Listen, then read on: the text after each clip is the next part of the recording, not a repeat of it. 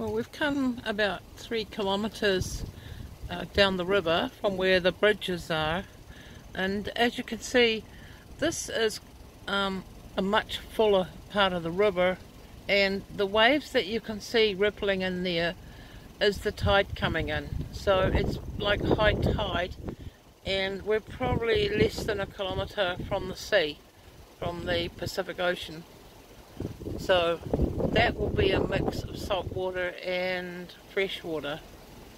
A very popular spot along here for fishing. That we've passed a few people fishing already, but yes, people can catch salmon and trout, kawai, various herring and small sea run fish that come in. So it's very nice down here. A lot of people bring their children down for picnics and things. There's more cars further down there than other people picnicking, but we're not really looking at them. Don't like to put a lot of people into these videos without their permission, you know. I don't want people to think I'm spying on them.